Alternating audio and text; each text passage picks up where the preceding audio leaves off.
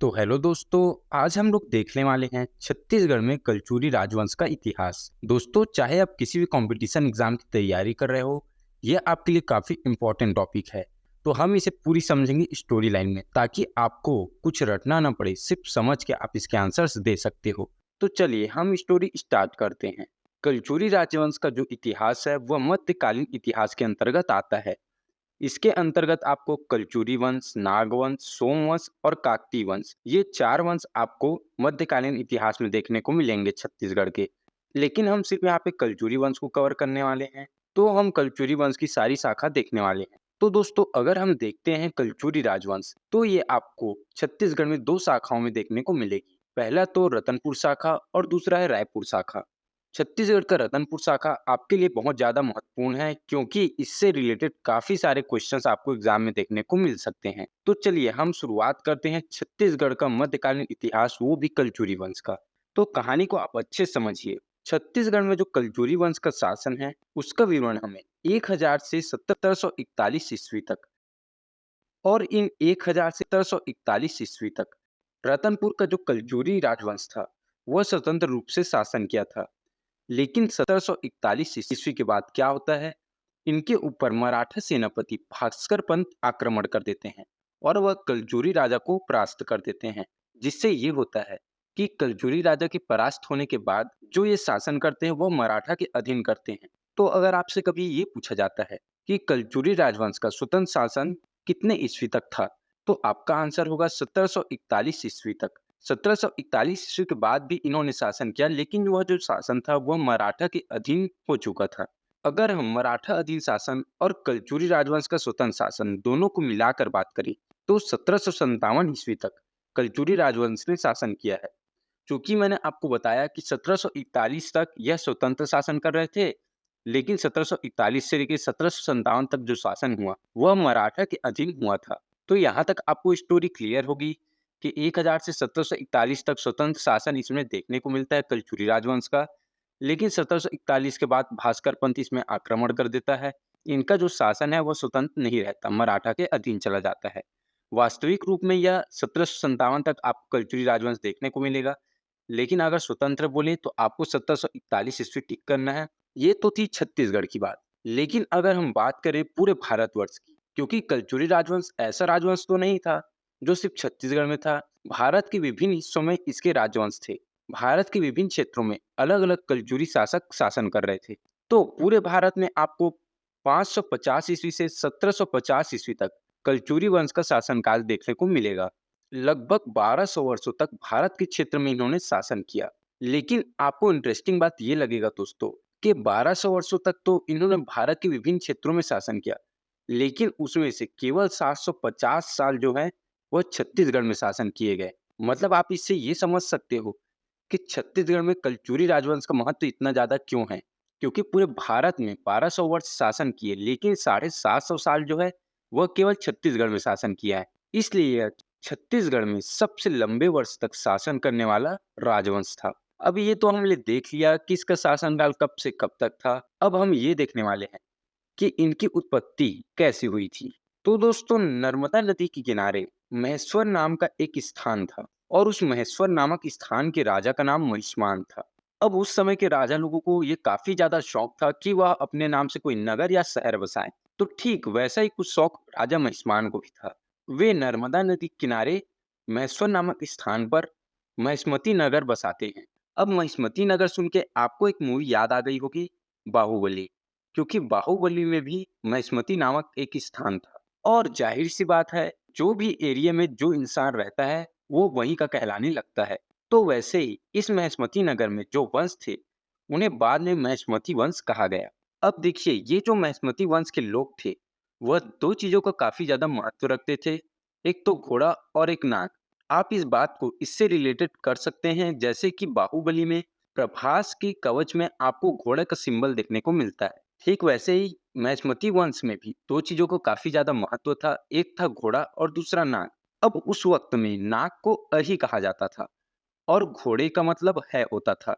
तो अगर नाग और घोड़े को मिला दिया जाए, मतलब अहि प्लस है कर दिया जाए, तो आपको क्या शब्द मिलेगा? अहि है। यही अहि है बाद में है वंश कहलाता है।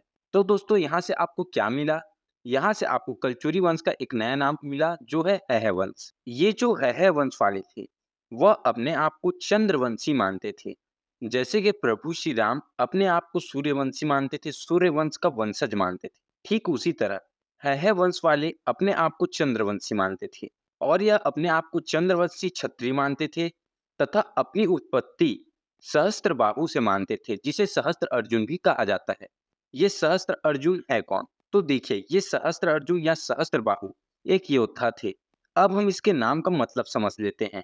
सहस्त्र मतलब होता है 1000 और बाहु मतलब होता है हाथ, मतलब 1000 हाथ वाला। हमारे पुराने ग्रंथों में इसका विवरण मिलता है दोस्तों कि यह जो योद्धा थे, सहस्त्रबाहु या सहस्त्र अर्जुन, वह रावण को युद्ध में परास्त कर चुके थे और उन्हें बंदी भी बना लिया था।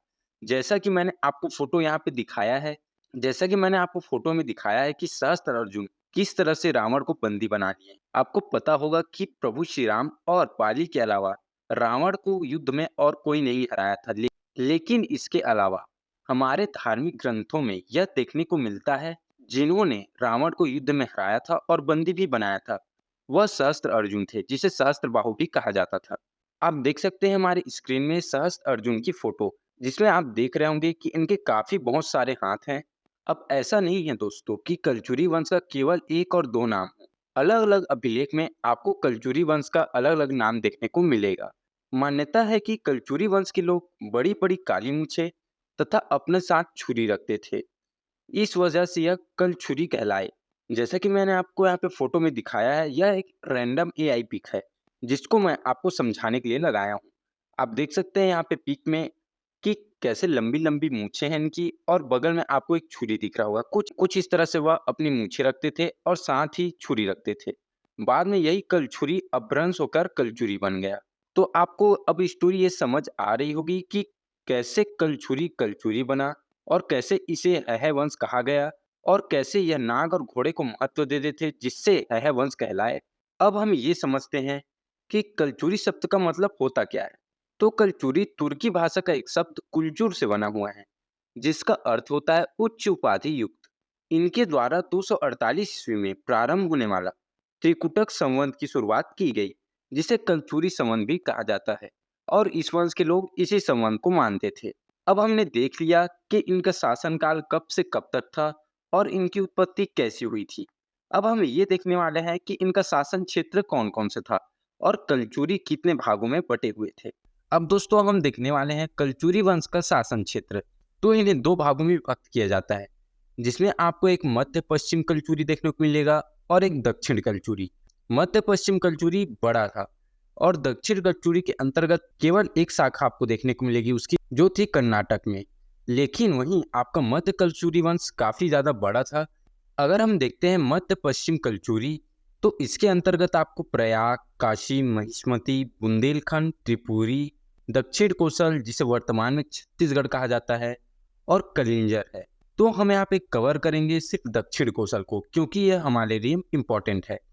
इसके अलावा हम त्रिपुरी कलचुरी को भी देखेंगे, लेकिन उसे हम बाद में कवर करेंगे। पहले हम देखने वाले हैं दक्षिण कोसल यानी हमारे छत्तीसगढ़ के कलचुरी वंश को। तो कहानी शुरू करने से पहले दोस्तों कुछ जानने योग्य बातें हैं जो आपको जाननी काफी जरूरी हैं। देखिए, जब जब कोई कलचुरी शासक अपनी राजधानी बदलेगा, तो वह वहां पहले माता रानी यानी माँ दुर्गा या फिर शिव जी की मंदिर स्थापित करेगा, चाहे वह कोई भी कलचुरी राजवंश का शासक हो।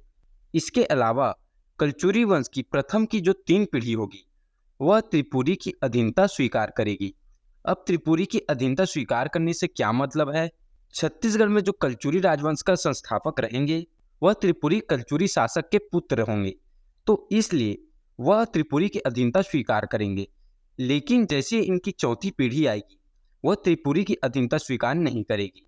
तो प्रथम की जो 3 पीढ़ी होगी, वह त्रिपुरी की अधीनता स्वीकार करेगी और प्रति वर्ष कर या टैक्स उन्हें दिया करेंगे। लेकिन जो चौथी पीढ़ी आएगी छत्तीसगढ़ के कलचुरी वंश की, वह किसी तरह का टैक्स या कर पे नहीं करेंगे और उनकी अधीनता स्वीकार नहीं करेंगे, जिसके चलते त्रिपुरी कलचुरी द्वारा छत्तीसगढ़ के कलचुरी राजवंश में आक्रमण आपको देखने को मिलेगा। तो वह हम आगे स्टोरी में समझेंगे। आपको ये ध्यान देना है कि कलचुरी राजवंश के प्रथम की जो 3 पीढ़ी है, वह त्रिपुरी अधीनता स्वीकार करेगी। लेकिन जैसे ही जाजलदेव प्रथम आएंगे, इनकी चौथी पीढ़ी, वह त्रिपुरी की अधीनता स्वीकार नहीं करेगी। तो चलिए अब हम देखते हैं कलचुरी राजवंश के प्रत्येक राजा ने क्या काम किए और छत्तीसगढ़ में किसका कितना ज्यादा महत्व था। तो सबसे पहले हम ये देखेंगे कि छत्तीसगढ़ में कलचुरी राजवंश के संस्थापक कौन थे। तो पहले शासक आते हैं छत्तीसगढ़ में कलचुरी राजवंश के, जिनका नाम था कलिंग राज। इनका शासनकाल जो है वह आपको 1000 से 1020 ईस्वी तक देखने को मिलेगा। यह त्रिपुरी के कलचुरी शासक कोकलदेव द्वितीय के 18 पुत्रों में से एक थे और कलिंग राज को ही छत्तीसगढ़ में कलचुरी वंश का वास्तविक संस्थापक माना जाता है। 1000 ईस्वी में कोकलदेव द्वितीय के राज्यकाल के बाद कलिंग राज अपने बाहुबल से तुम्माड़ विजय करते हैं और साथ ही राज्य स्थापित करते हैं। पृथ्वीदेव प्रथम के आमोद में एक ताम्रपत्र प्राप्त होता है जिसे वर्तमान का रायपुर क्षेत्र कहा जाता है, तथा जाजलदेव प्रथम के रतनपुर शिलालेख से भी यह जानकारी मिलती है कि किस तरह से कलिंग राज तुम्माड़ में राज्य करते हुए अपने शत्रुओं का नाश करते हैं और राज्य का वैभव वृद्धि करते हैं। कलिंग राज ने चैतुरगढ़ में महिषासुर मर्दनी एवं अनेकों तालाबों का निर्माण करवाया। जैसे कि मैंने आपको पहले ही बता दिया था कि कलचुरी राजवंश के जितने भी शासक होंगे वह अत्यधिक मात्रा में मंदिर का निर्माण करवाएंगे और चैतुरगढ़ में महिषासुर मर्दिनी का जो मंदिर है उसका निर्माण कलिंग राज ने करवाया था। आप देख सकते हैं यहाँ पे फोटो महिषासुर मर्दिनी मंदिर का। जो लोग चैतुरगढ़ गए होंगे वह इसे देखे होंगे। रतनपुर से प्राप्त शिलालेख में जाजलदेव प्रथम कहते हैं, वह मतलब कलिंग राज शत्रुओं की स्त्रियों की आंखों से बहते हुए जल से पुष्ट हुआ प्रताप का वृक्ष था। अब यह एक लाइन है जो आपको याद रखनी है। हो सकता है इस लाइन के जरिए आपको ये पूछा जाए कि कहाँ से प्राप्त शिलालेख में यह लिखा गया है या फिर कौन इस बात को कहता है। तो आपको याद रखना है जाजलदेव प्रथम रतनपुर शिलालेख से यह ज्ञात होता है कि कलिंग राज शत्रुओं की स्त्रियों की आंखों से बहते हुए जल से पुष्ट हुआ प्रताप का वृक्ष था। कलिंग राज का वर्णन आपको अलबरूनी की किताब तहकीक हिंद में भी मिलेगा। इसके अलावा कलिंग राज महापरमेश्वर की उपाधि धारण करते हैं, साथ ही त्रिपुरी की अधीनता स्वीकार करते हैं। जैसे कि मैंने आपको बताया कि पहले स्टार्ट के जो 3 पीढ़ी होगी वह त्रिपुरी की अधीनता स्वीकार करेगी, ठीक वैसे ही कलिंग राज हर साल त्रिपुरी कलचुरी शासक को कर या टैक्स भिजवाया करेंगे। लेकिन इनकी अकस्मात मृत्यु हो जाती है, जिसके बाद इनके पुत्र कमर राज गद्दी पे बैठते हैं। तो कलिंग राज से रिलेटेड जो भी इंपॉर्टेंट पॉइंट्स थे वो मैंने आपको बता दिए, जिससे आपके प्रश्न बन सकते हैं। अब हम देखते हैं इनके पुत्र का राज्यकाल जो है कमल राज। तो कमल राज का राज्यकाल 1020 ईस्वी से लेके 1045 ईस्वी तक था। कलिंग राज की मृत्यु के उपरांत उनके पुत्र कमल राज 1020 ईस्वी में गद्दी पर आसीन होते हैं। आशा करता हूं कि आप इस स्टोरी को कनेक्टेड कर पा रहे होंगे। इस टॉपिक को हम अगले पार्ट में कवर करेंगे, ताकि ऐसा ना हो लगातार अगर मैं वीडियो बना दिया तो आप कंफ्यूज हो जाओगे। तो आप पहले इतने वीडियो को याद रखिए, और हो सकता है आपको एक बार में समझ नहीं आया होगा स्टोरी ठीक से, तो आप फिर से एक बार वीडियो को देख लीजिए।